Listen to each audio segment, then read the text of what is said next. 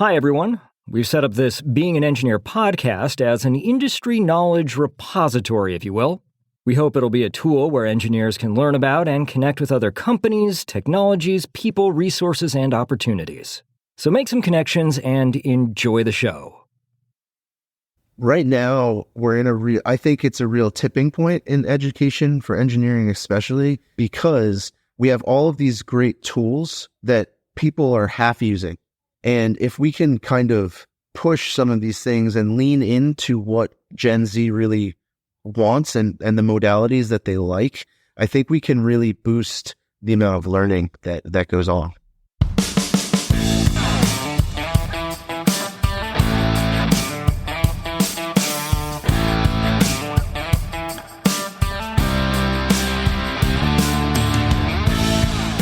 Hello and welcome to another episode of the Being an Engineer podcast.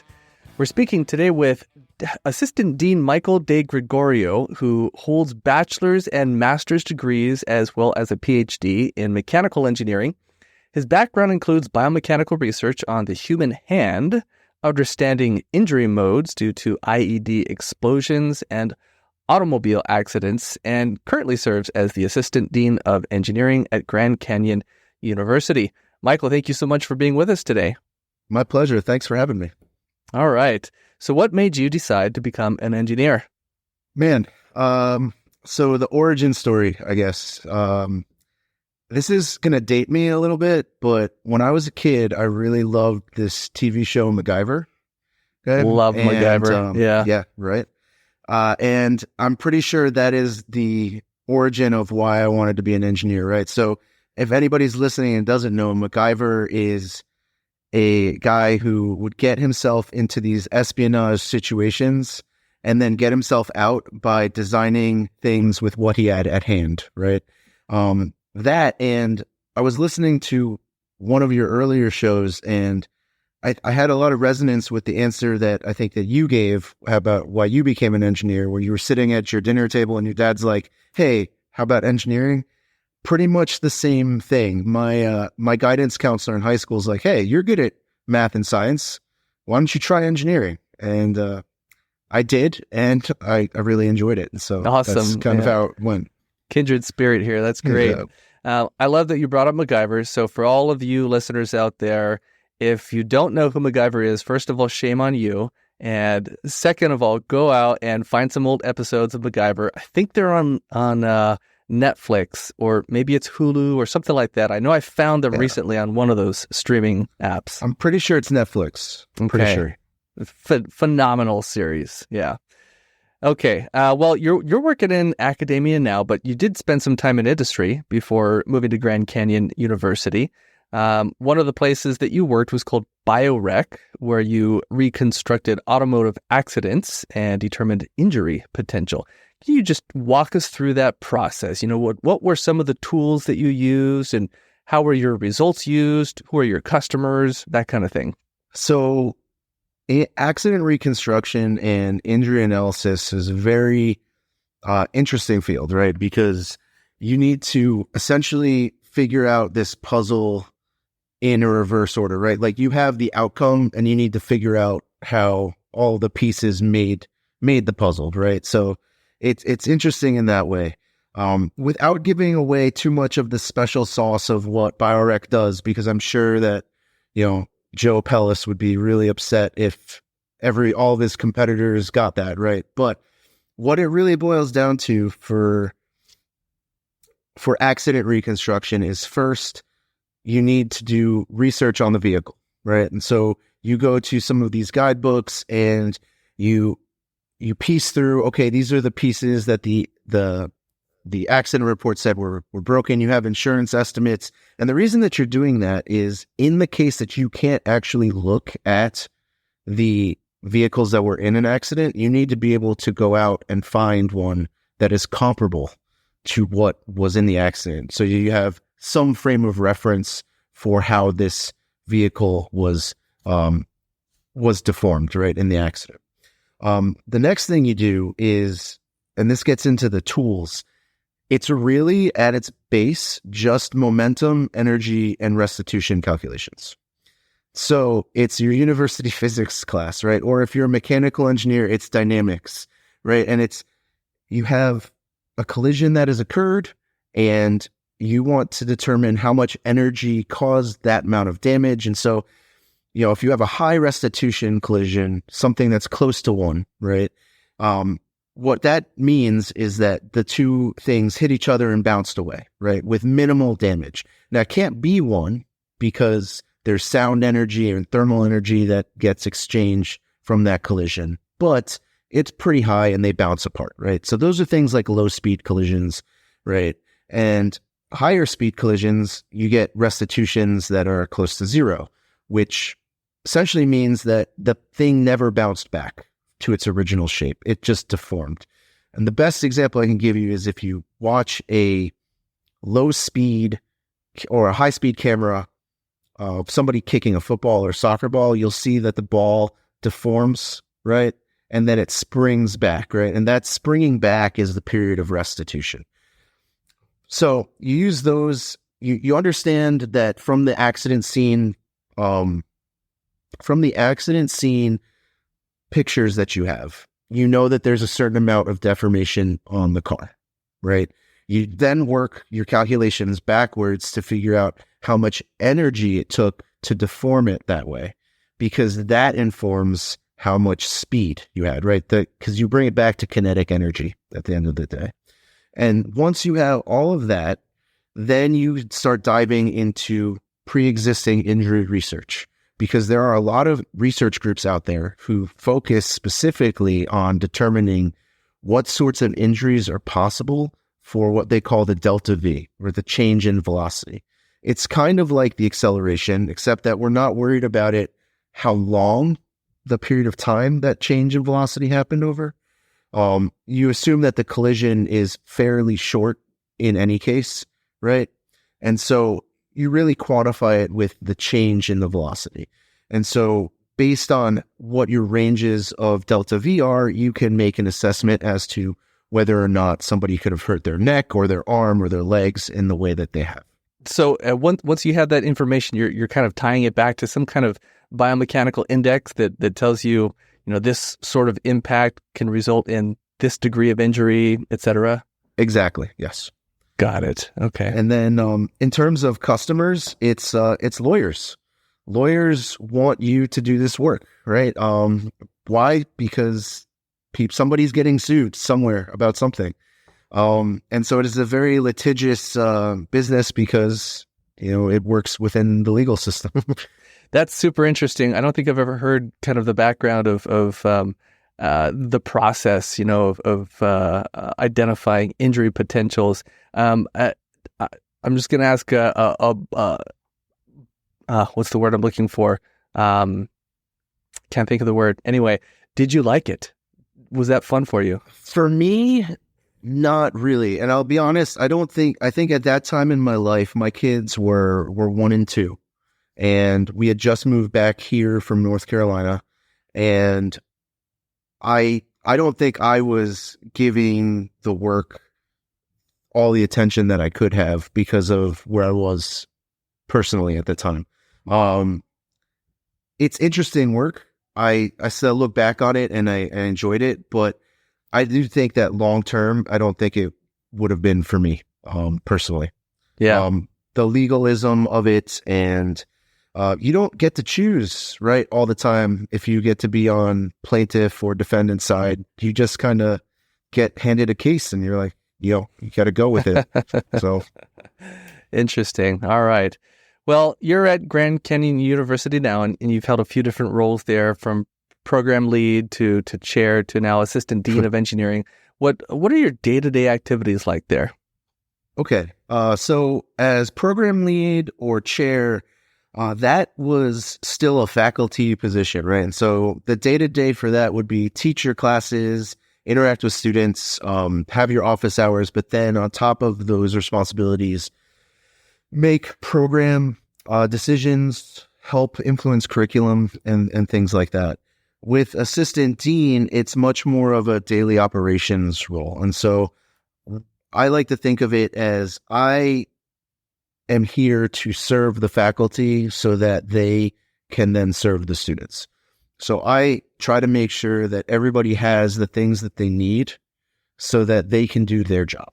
Almost sounds like a project manager role. In a sense, it is, right? Because I take care of scheduling with help from our program director as well. We handle student side issues as well. And so really anything that guides the curriculum, anything that helps faculty do their job, or anything that helps to get students through the program is where I kind of spend my day. Nice. And what was it that made you pursue, at least for now, a career in academia as opposed to staying in industry? I always felt that I would end up back in academia at some point, albeit I do think that this is a little bit sooner than I would have envisioned it when I got out of college, right? I remember back in my undergrad, every single one of my professors had a PE, and they all did consulting in the summertime, right? Like that was their cycle. And I think that really helped inform their teaching, right? Because now we're learning things and we have context in the real world. Hey, don't do it this way, do it that way, because this is how your boss is going to ask you to do this, right? Or, hey, you know what? I know somebody told you that differential equations aren't important, right? But guess what? Differential equations are everywhere and you're not going to escape them. So you're going to need to figure that out, right? And so I always wanted to have that industry experience so that I could transfer some of that more hands-on and applicable knowledge to students, right? And again, the ideal plan, I would have been a little bit older before coming back to academia, but I do think it was always something that I wanted to do. Yeah. There are probably some people listening to this right now who maybe are considering a similar route, right? Going into academia versus industry, or maybe they're in industry now and they're interested in going into academia. What should they consider before making that kind of decision? So I will say, I tell students this all the time. This is one of the only jobs that if I don't show up to the classroom, my clients all are really excited. Right. So I think that the pace is really the answer, right? In industry, everything moves pretty quickly, but by comparison, in the academic world, to affect change, you need to be a little bit more patient and work at a little bit of a slower pace. Things tend to move a little bit, I'd say glacially here, right? And I think that that's probably the biggest difference that I've noticed. I think, especially with the faculty that we have so many people who have a lot of really great industry background and are just, they have some people who had 20 to 30 years in industry and then came back to teach, and they are a wealth of information and the students love them and they have all of this knowledge to give, right? But they get frustrated because you can't just make a change on a dime and be going in a different direction. There's all these processes and these red tapes that you need to kind of go through to really affect change in an appropriate way here. Yeah, you mentioned the glacial pace, and that's not specific to the university where you are. I think that's probably true kind of across the board in most universities. Do you think that's appropriate? Is that how it should be? Or is that an opportunity for change? I think it's an opportunity for change. And I think that if you look at how universities are starting to do things, they are starting to try to treat it more like a business. And I think it's important to understand the future of where higher education is going to go. And I think that COVID kind of showed us that a little bit, right? Being able to do certain things remotely, for instance, is a huge asset, right? If you can do some teaching remotely, or if you can effectively teach a class via Zoom or online, that increases the amount of reach that you have, right? Increases the amount of people who can take that class. Maybe they wouldn't have been able to before. But yeah, I think overall, it's a really big opportunity for people in higher education to kind of sit down and say, just because a thing is worked for years, are we doing this because it's tradition, or are we doing this because it's the best way to do it, right? And those are a lot of the conversations that we are having here right now. It's, adapt or, they say publish or perish, but really it's the same in industry. It's adapt or perish, right? You need to be moving in the right direction. Otherwise you're going to be left behind. Yeah, that's a really powerful way to think about it. How about the educational aspect of what you do? Has that changed much since you were a student, or is the way in which engineering is taught, do you feel like that's changed much over time? I think we are doing a really good job of doing it differently here at GCU. I can't speak for other institutions, although I do think, just full disclosure, we only do undergraduate engineering for the time being, right? And so we don't have any master's or PhD students, because I do think that's in those grad programs is where you get that more hands-on, that more, I won't say applications based, but you get more of this community, right? Whereas at a larger university, it's sometimes easier to get lost in the crowd in these big lecture sections, right? What we're doing is we have a common first 2-year core, right, that all engineering majors take regardless. And so for the first 2 years, you don't have to decide what your major is. You just can be an engineer and figure out what you like, right? And then after those 2 years, you start to specialize. And in your junior and senior year, your class sizes get smaller. And so we have larger sections for the first 2 years, right? 72-ish at max. And then you end up in these classes that are lecture and lab combined, right? And so you meet for 5 hours a week, but the cadence of it is the professor will lecture for 10, 15 minutes on a topic, and then you're off. You're either doing problems, you're doing an activity that highlights what that lecture portion was about, and then you're back into the lecture. And so it's more multimodal, right? Back when I went to undergrad, it was 50 minutes of lecture, and then you got a lab once a week if you were in a lab class. Otherwise, you just sat there and took notes feverishly, right? And then hope that you got everything down that you needed. A lot of our faculty are, and I'm sure there's other people posting slides, right? When I was teaching, I used to record all my lectures on YouTube, and I have YouTube playlists that the students can go back and watch. We have people that run Discord servers so that they're more readily available for students.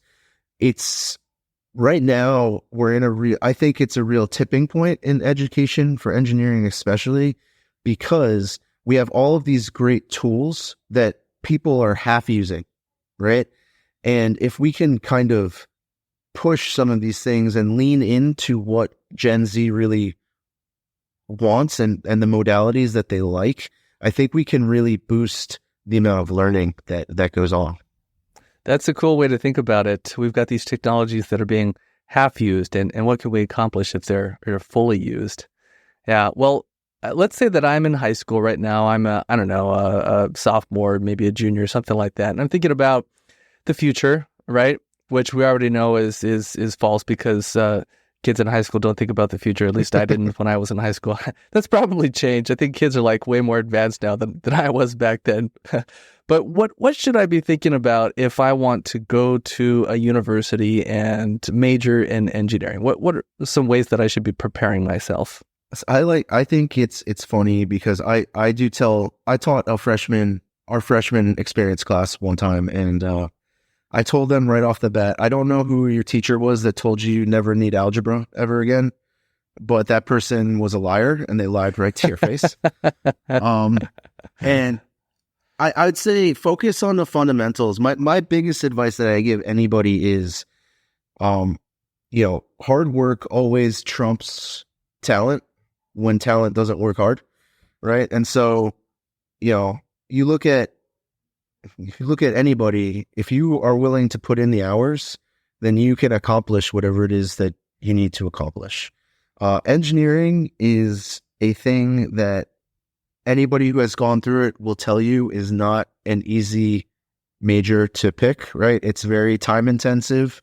But keys for success, I think, are the same as a lot of other things, right? You need to put in the time, you need to manage your time, right? And so really think about what are the things that are important to you and how do you prioritize, your life so that you can, not only go to work, but also do your schoolwork and pass your classes, right?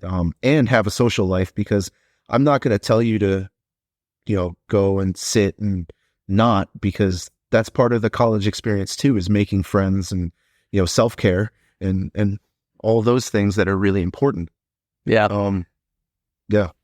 I love that you brought up, I can't remember exactly how you phrased it now, but we have a plaque here at Pipeline that says perseverance beats brilliance. And you said basically the same thing in some different words, but I think that's true 99 times out of 100, that the person who's tenacious and just keeps beating their head against the problem is the one that figures it out more often than the brilliant person who maybe, tries for a little while, but then I'm tired of this problem. I'll move on to something else. Well, and I think part of it too is, if you go, an elegant solution is great, but think back to the first time you ever wrote a computer code. That thing looked nice.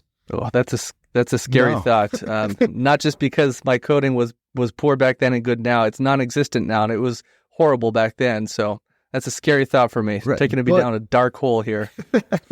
But with practice, right? You look at those things that you used to do, and even in your youth, and you're like, I can't believe I was so naive and I did that, right? Like, it's the learning.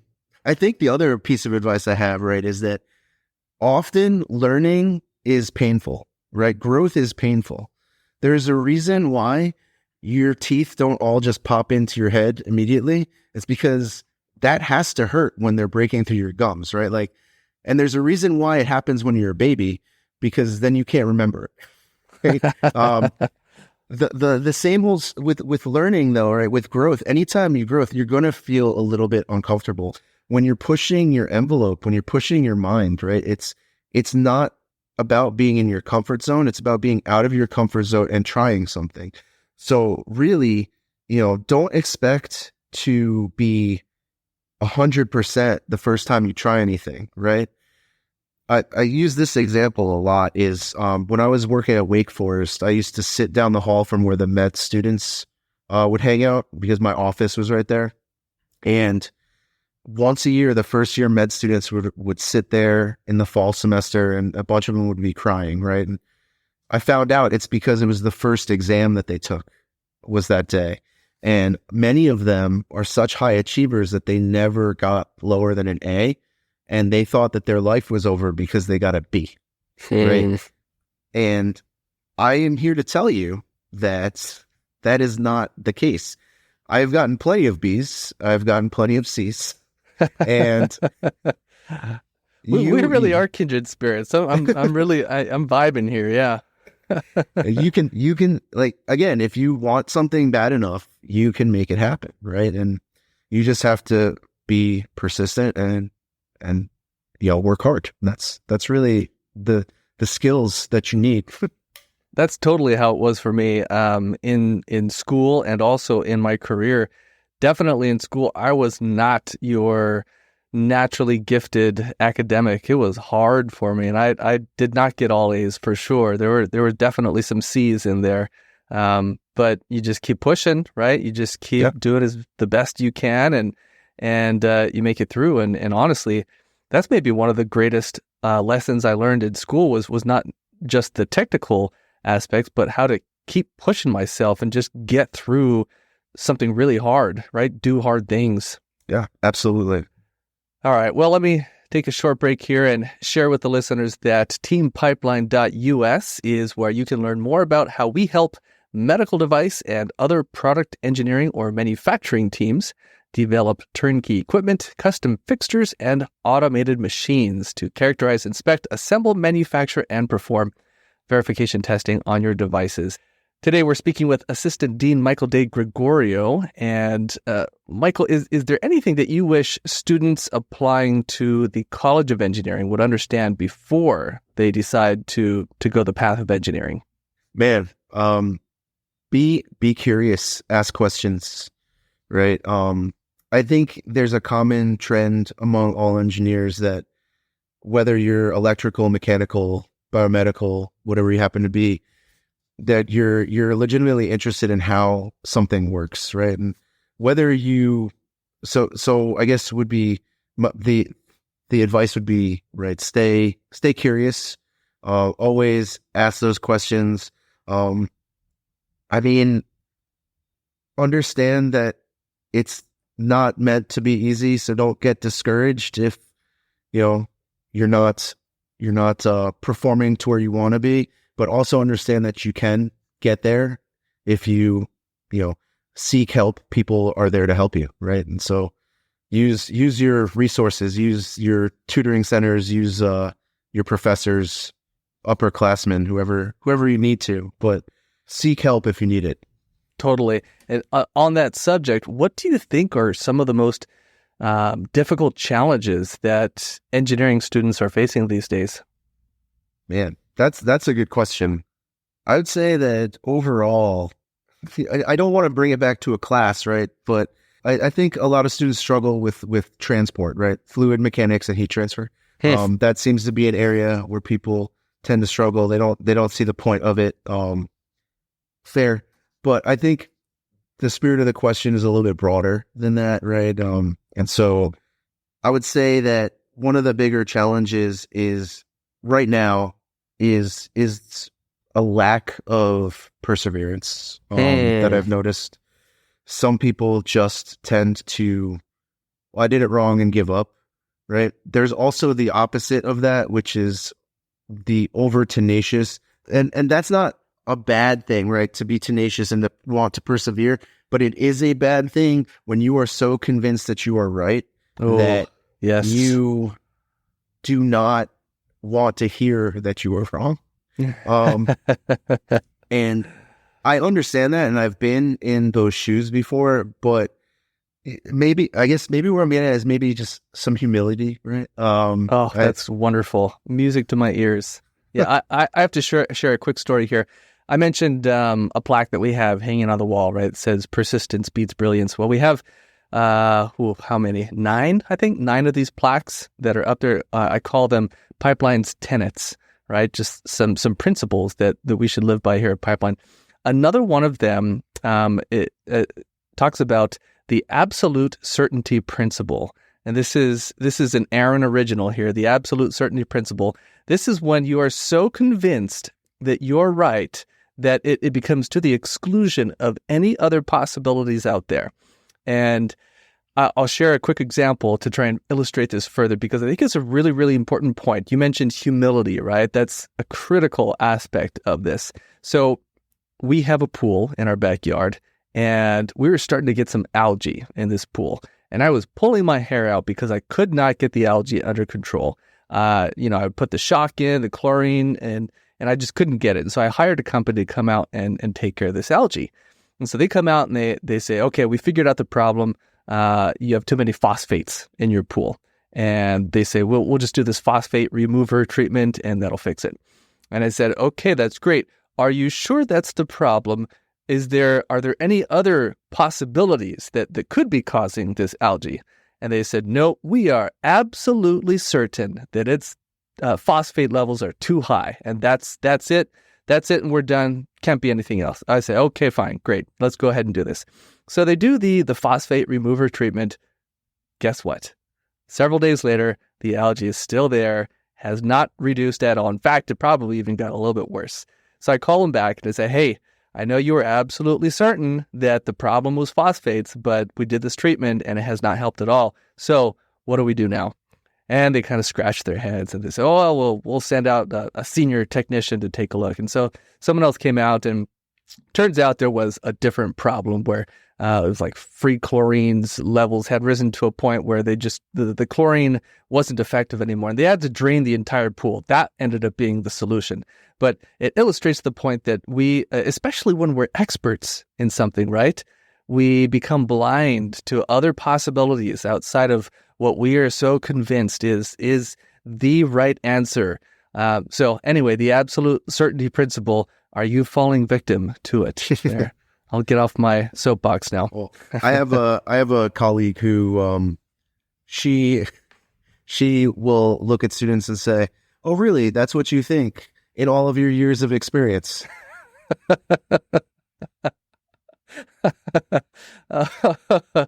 Okay, I had a professor who it was a little bit different, but it was super funny. So I have to share this real quick. Inevitably, someone would raise their hand and say, "Professor, I have a dumb question."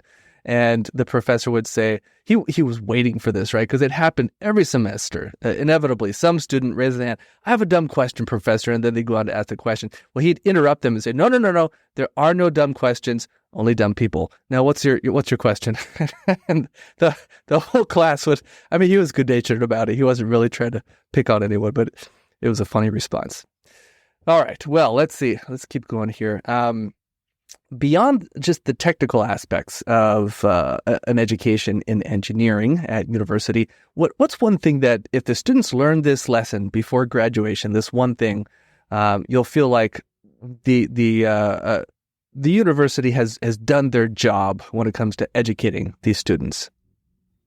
Don't put your numbers in before you're ready to do your calculation. Ooh, tell me more about that.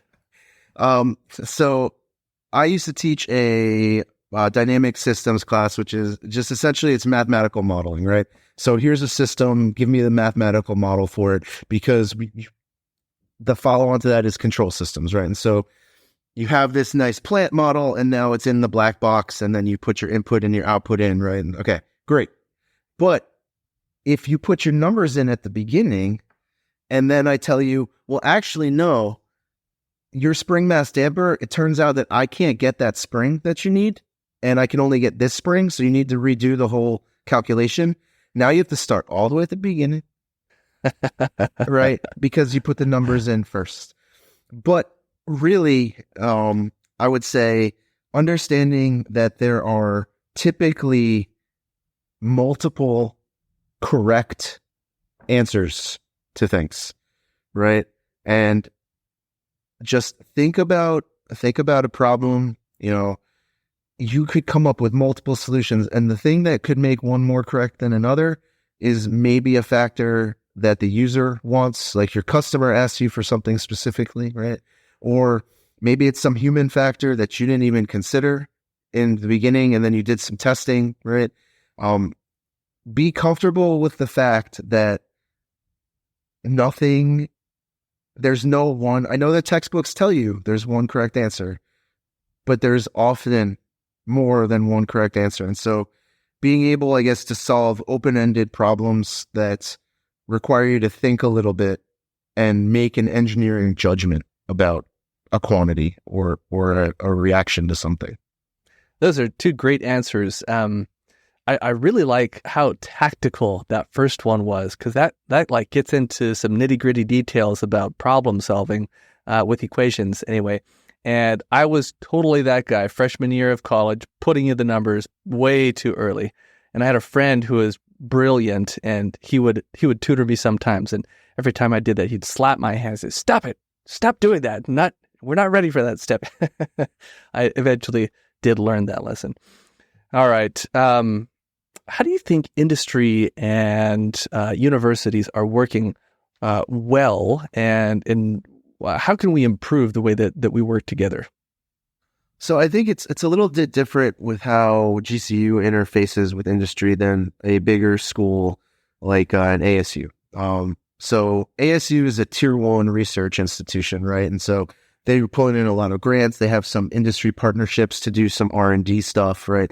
Whereas at GCU, we don't really have very much research. We are mainly, strictly speaking, an educational or a teaching university, right? And so the way that we, and I'm pretty sure other universities do this as well, but our biggest means of interacting with industry is through our industry advisory boards. And so whenever we make a curricular change or a programmatic change, or we're proposing a new program or whatever it happens to be, we run it past a set of industry advisors first.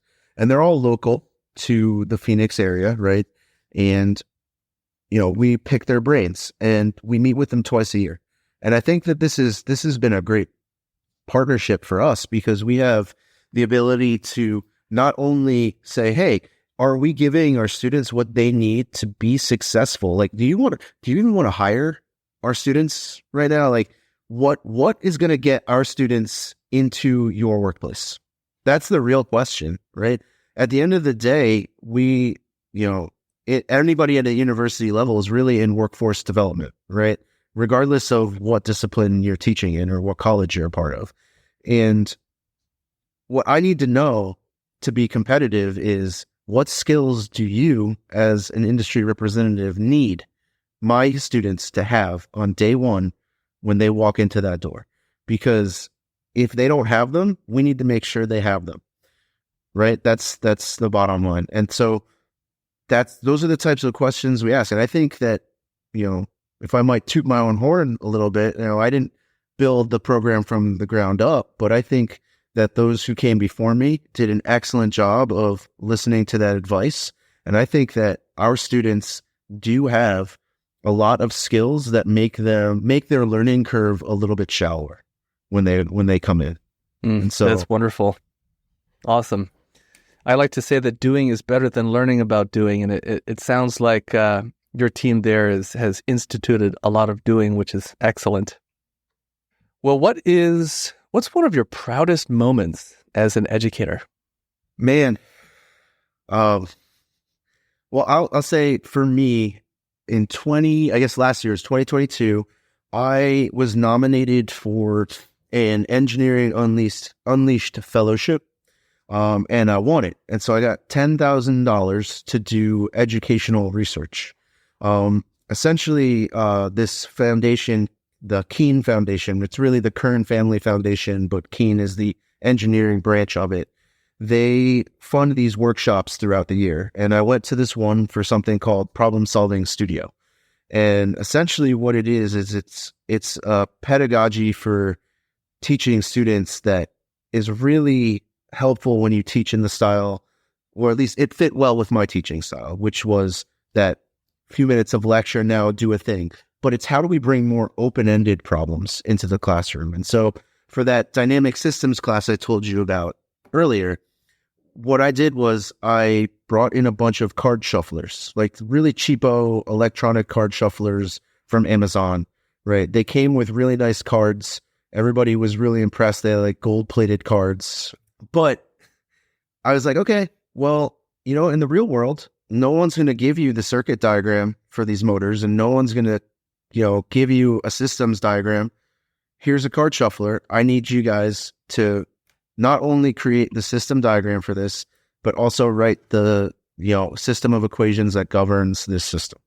Right? Nice. That's great. I let them get as crazy as this. These things have little tiny gear trains on them too, right? For the card flipper, right? And they're like, well, do we need to? I'm like, it's up to you. You can model the gear train if you want. And some of them who are clever realized, all I have to do is measure the first and the last one, and it's, that's really all I need. But, some people got really into it and really in depth. Some of them were trying to model try to figure out what the actual impedance of the motor was, right? So that they could make their RL circuits really nice looking. And it was great. And then I would have them take those system models, right, and put them into a program called Simscape, which is an add-on to Simulink, which makes a visual model of it, and you can give it an input. And so I said, okay, now I want you to alter these parameters so that the output is the velocity of the motor, right, the angular velocity. And I just want you to play around with it and see how changing the different things affects the outcome, right? And so, and just kind of tune it until you get something that looks reasonable to you, right? Because you kind of want that nice steady state curve for that motor velocity, right? Because that's how it works. But it was a really great, I surveyed them afterwards with a Survey Monkey, and they were all like, everybody really loved it, right? Because it finally put into context to them, okay, this is why this might be useful. And I'm not foolish enough to think that every class that you'll ever take, you're going to use everything from, right? But again, it goes back to, if I could just teach you how to solve a problem, the rest of it is, you'll be fine, right? It's really, at the end of the day, what you get paid for as an engineer is to look for new and interesting solutions to problems. That's what it is. Yep. I tell people that engineers are professional problem solvers. So within that context of being an engineer, what is one thing that frustrates you, and also one thing that brings you some joy? I'll answer the joy one first. I really love solving problems, right? Like, getting a solution to something just really is the drug, right? It's the reason you get that dopamine hit and you keep coming back for it. I remember when I was younger, my cousin was like, that feeling you get when you solve a math problem? I'm like, yeah. He's like, yeah. I'm like, okay, great, man. Sorry. Something that really frustrates me though is, and I, man, that's a tough one. I try to brush them off as soon as I get them, but I would say that from an engineering point of view, well, I'll bring us back to my first job, right? Right out of college, I was working for Picatinny Arsenal, which, I was a civilian member of, essentially, the DoD, right? And so we would do weapon design. And when you work for the government, there's really no design work that you actually do, which was not told to me when I signed up. I designed a lot of PowerPoints. Oh no. And so that gets really frustrating. Like, the paperwork, right? The paperwork is super frustrating. And the administrative side of things, which is funny because now I've put myself in this role where I basically just do all of the frustrating things, right? Well, on that note, I think we'll wrap things up here. Michael, thank you so much for spending some time with me today. How can people get in touch with you? You can find me on LinkedIn for sure. Michael Di Gregorio. Should be right up there. I'm on Twitter too. I don't really do anything on there, but it exists. Dr. DGCU, if that's something that people are interested in following. But yeah, LinkedIn and the GCU website should have all my vitals, so anybody can get in touch with me through those forms. Super. Michael, thank you so much. Well, thank you.